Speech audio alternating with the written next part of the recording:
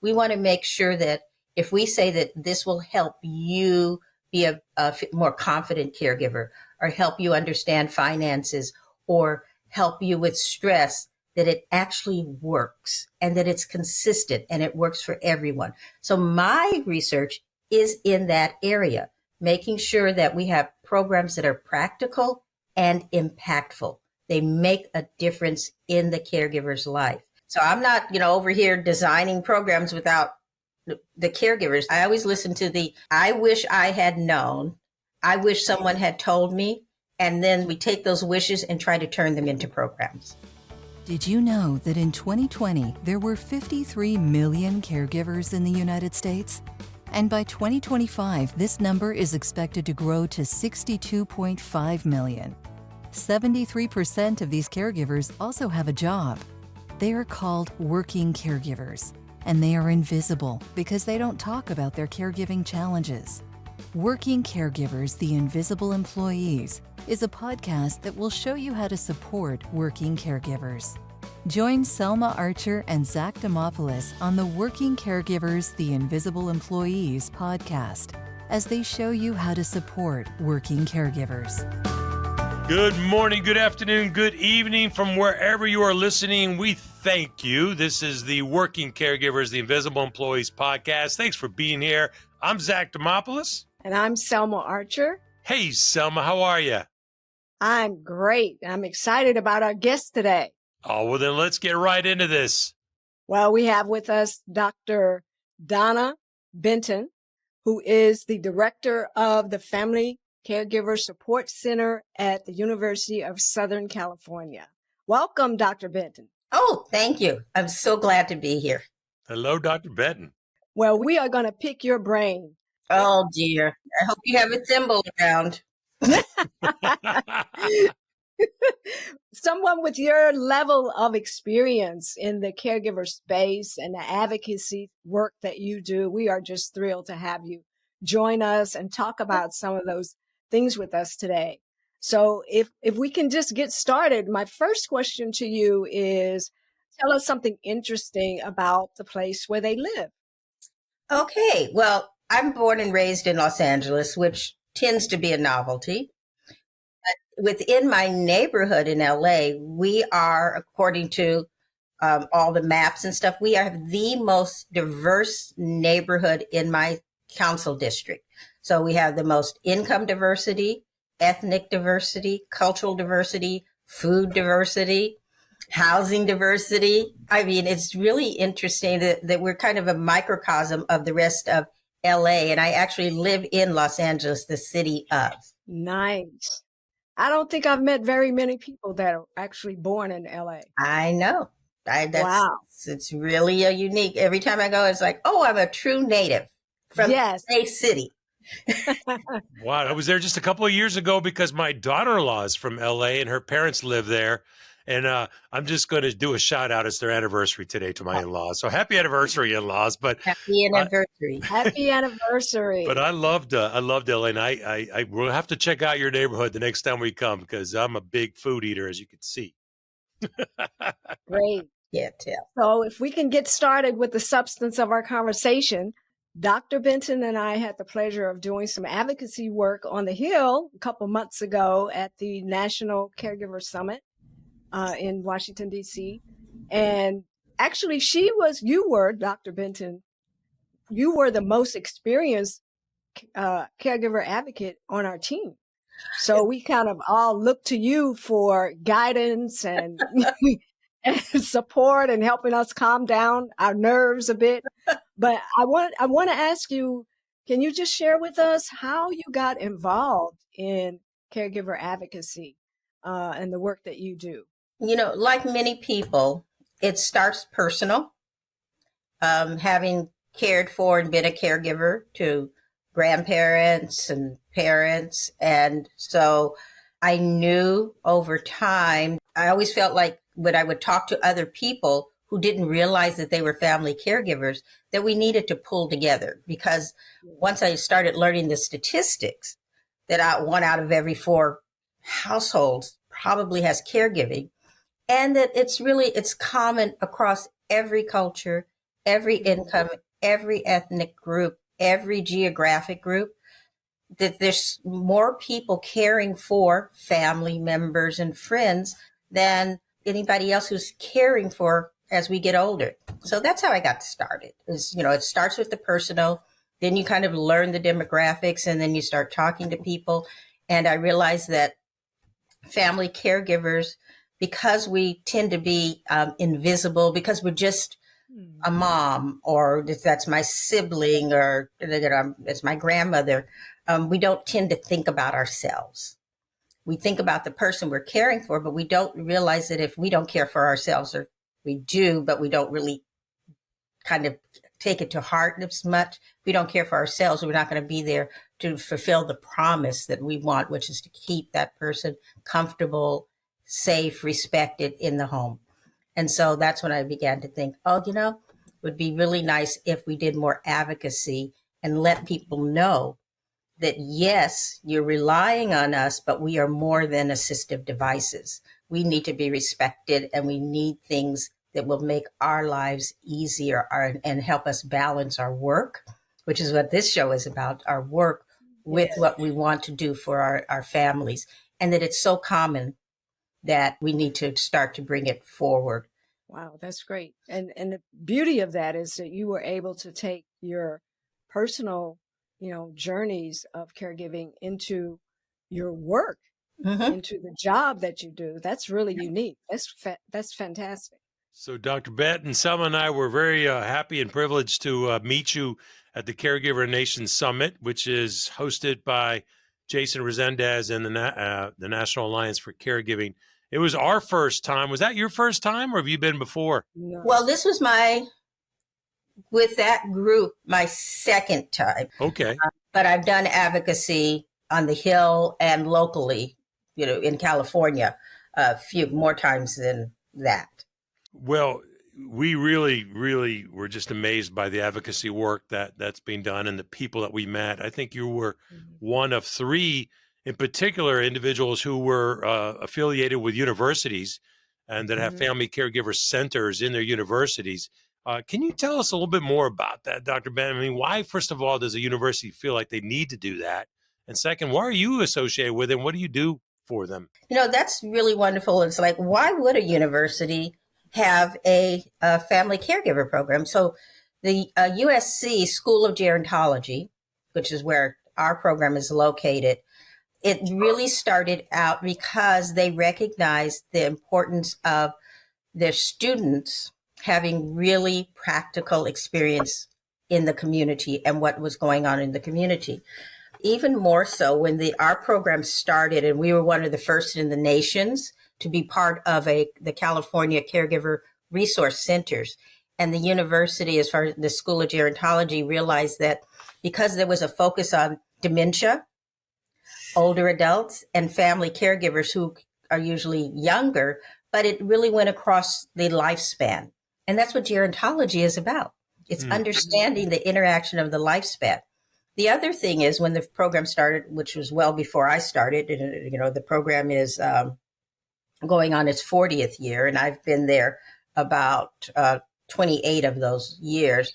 When it first started, it's also focused on mental health because of the stress and that often accompanies some people when they're feeling isolated, alone, or depressed because of caregiving, and particularly those who are caring for someone with dementia. So the mental health aspect was very important. And so that's how the School of Gerontology could bring all of the learning that we understood around how to have programs that are really the best for stress management. That's where so there was you would have the practical learning for students. We serve all of LA County, and we're able to bring actually innovative practices to this topic. And also, so we learned and we could listen back from the community and replicate those practices out in the community. Wow. And thank you for sharing all that. And by the way, 25 plus years, that's incredible. You've been affiliated with the university. Yeah. What specifically would you say your day-to-day, what you work on, just so our listeners can have a better idea? Yeah. So I'm an associate research professor and the director of the local Caregiver Resource Center in California.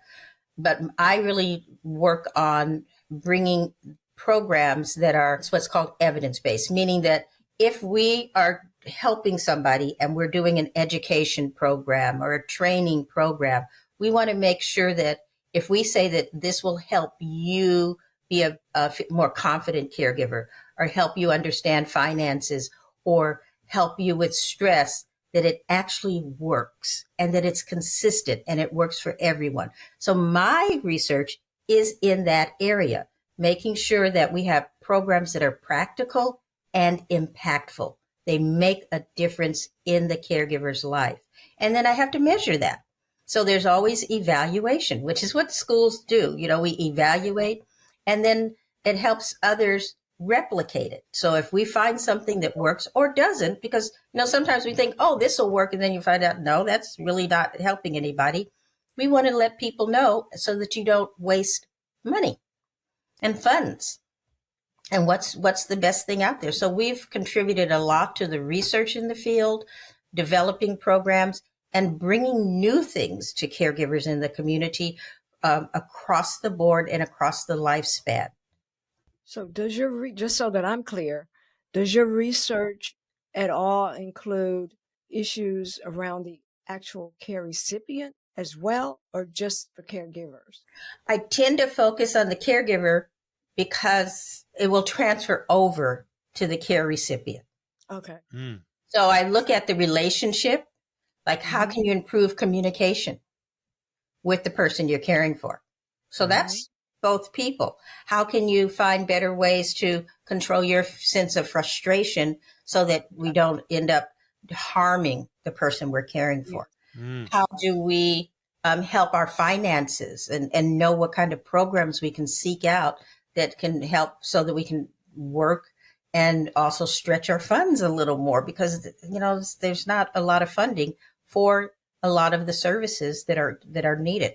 So yeah, we do a lot of different ways. And then what's the best way to get information? We talk to caregivers. Caregivers are part of all of our, the researcher and evaluation and program implementation. They tell us what they want. So I'm not, over here designing programs without the caregivers. The caregivers tell us, I always listen to I wish I had known. I wish someone had told me. And then we take those wishes and try to turn them into programs. And did you say, Dr. Benton, that these services, which are amazing because education is exactly what caregivers are looking and wanting and needing, are these services specific for a geographical area? Is that what you said? Or can anybody tap into these? Well, times have changed. And fortunately, more people can get online. And so we've moved a lot of the programs that used to just be in person. We've been able to modify them so that they can be done one-on-one or in a group online. So we have those programs that work both in person, online, but when they're online, anybody can tap in. And last question, again, because we can probably talk about this. I'm fascinated by universities that are focusing on this, putting their resources in this, and USC 40 years. Wow. Hats off and the trends that you've seen. Our listeners are usually like HR managers, leaders, employees. How would someone know about this? Let's just say a California resident who's an employee at company A, and they're stressed and they're dealing with this, and maybe their company's not really on top of this and not sharing. How would they even know to tap into you guys? That is a challenge. If they've recognized that they need help or services, many times our referrals are coming through HR departments. So if an HR person knows that, hey, we have something, like we have something for childcare, but we don't have anything for elder care. They might say, oh, okay, let's call the Caregiver Resource Center. That's how they may know, because it's a statewide program.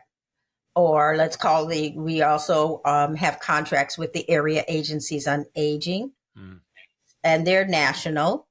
So most of because we're affiliated with those area agencies on aging in California, they would give a referral. And so people could get referred that way. We have discharge planners from hospitals. But particularly in working environments, we also offer workshops. So we'll go to, wherever company will invite us, and we can do an educational session so that people know that, hey, this is there. And, so if a company wants to offer a workshop or sponsor, say, we'd love to sponsor a support group for our team members. We'd love to sponsor a 2-week education program, or we'd love to sponsor this particular training. A company can do that. And then that's kind of would work for helping people in their work environment. Because if you have employees who are happy, they'll be more present instead of being present but not present. Do your workshops operate on a national level so that employers nationally can access those programs? If they call, if they call, you will come. The call will come. There's a price, but yes, yeah, because we have some funding that are for people who, your tax dollars at work, and that's your area, your AAAs and your state of California programs. But for companies, certainly we are more than willing to work with companies to bring workshops that would benefit their employees, the employers. Many of the employers are caregivers. There's so many caregivers at companies who, again, are often very invisible because sometimes people are afraid to say that they have this, responsibility. People are used to saying, "Oh, I'm a parent, and now, I have to go to an appointment because we have a homework, or we have to go to school and talk to the teacher about something."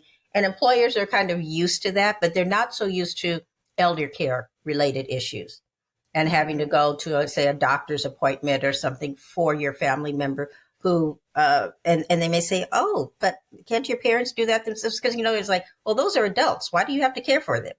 And so we're used to childcare, but not the kind of elder care. So we have to keep employers aware that just what you're doing for childcare, we would love to see, like we used to have daycares and senior cares that were supported by companies.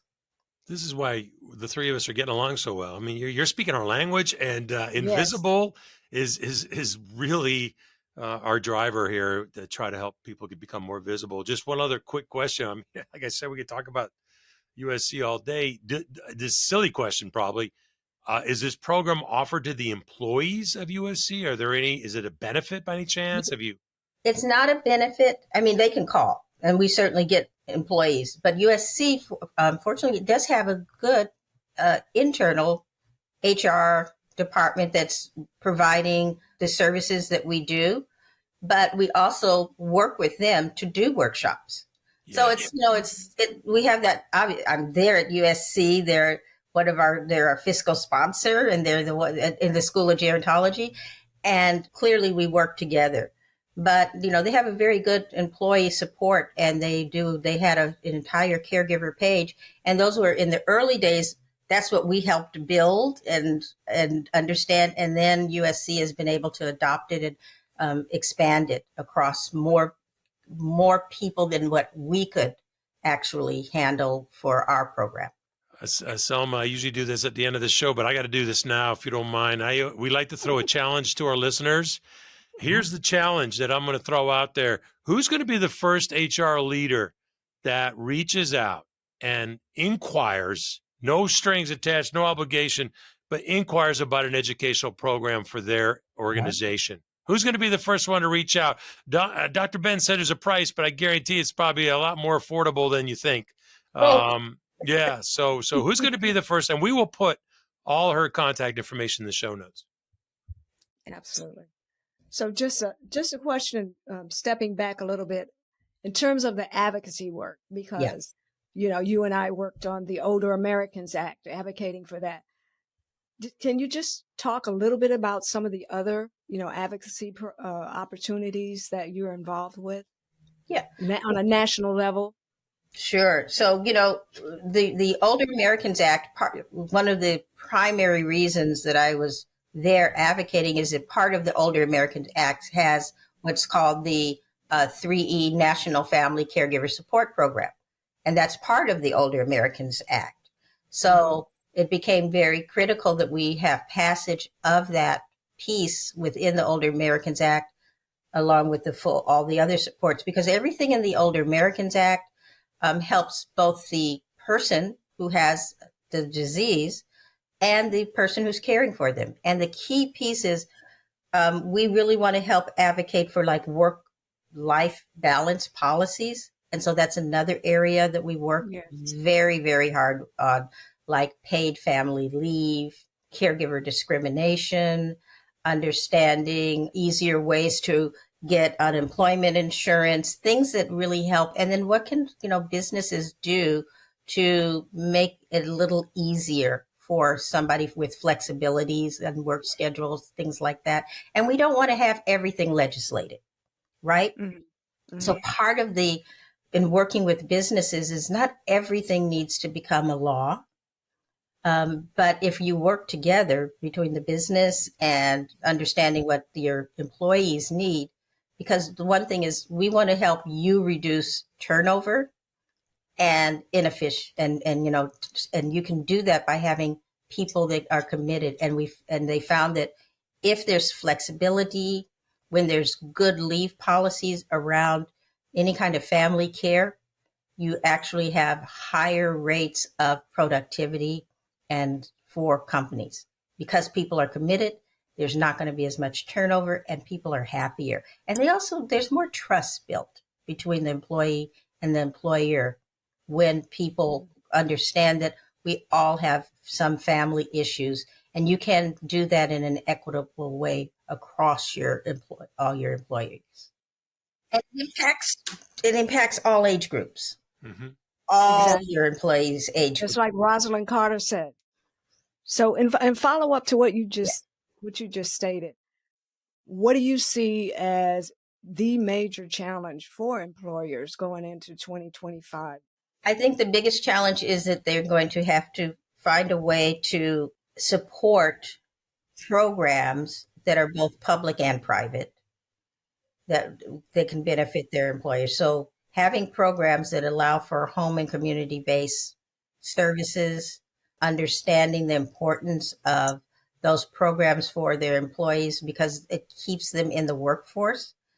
That's going to be one of the biggest challenges, because a lot of the safety net programs, if they go away, then people may have to choose between being employed and caring for a loved one. And that's just a choice that nobody should be forced to make. Yes, and it happens.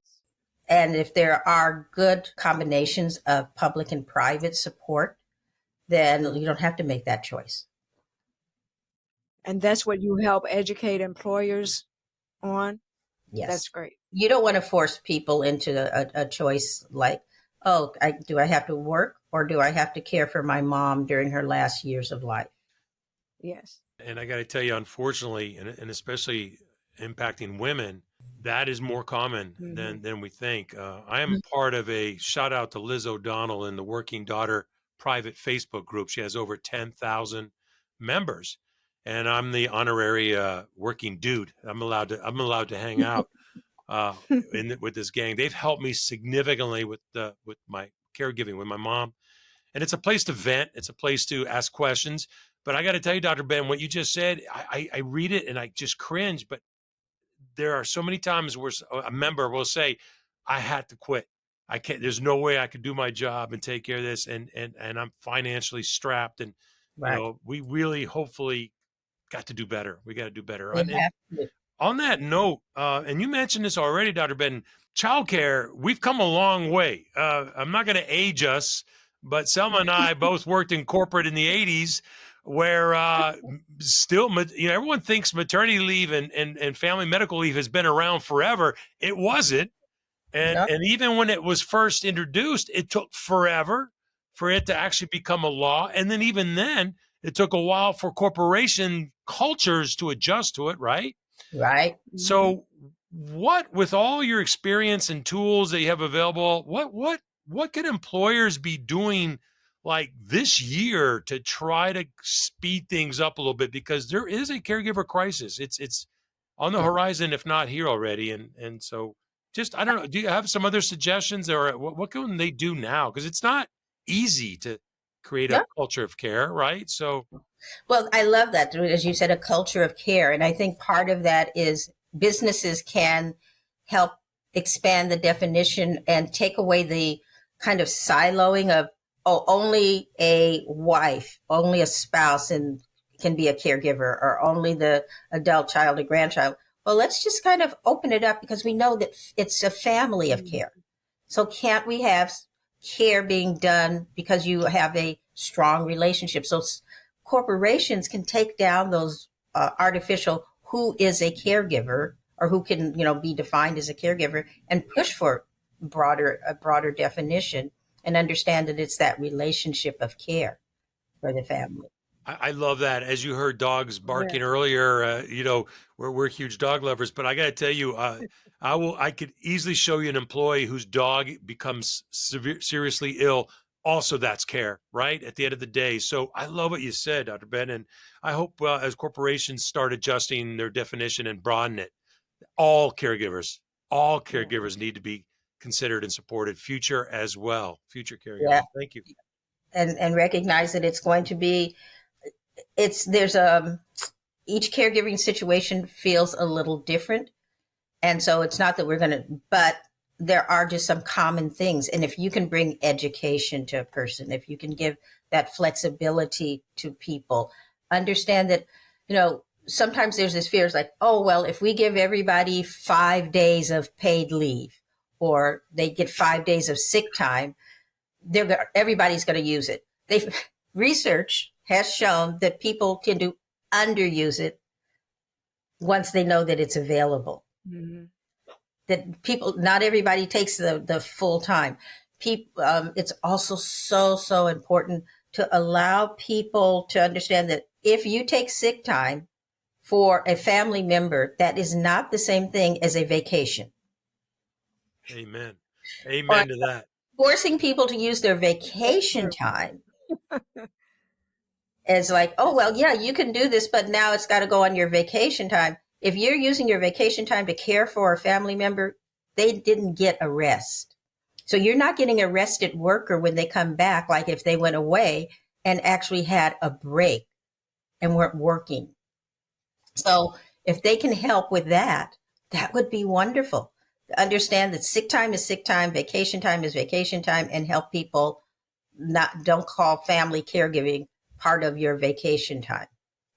I'm going to mess up this quote, but somebody had shared this once with me, and it stuck with me. Somebody said to me, many times employees on their personal time are working.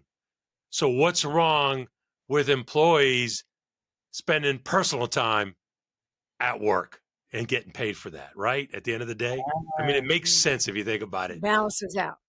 Yeah. That's right.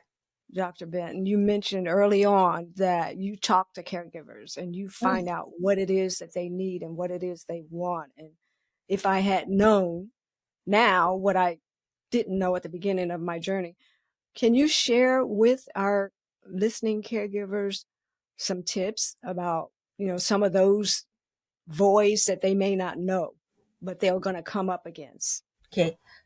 One of the things that people always say is, I wish I had known that there was somebody that I could talk to about my caregiving experience. So knowing that, having more support groups, peer talk to, but to reach out to, that there are in every state, there is somebody within, like an area agency on aging, assuming that the Older Americans Act gets passed. Yes. That they can reach out to. So they always wish that they had someone that they knew they could ask questions of.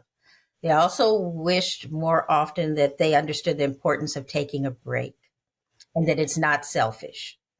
That saying that I need a break, or what I call respite, both physically, mentally, that it's not only is it not selfish, it is essential.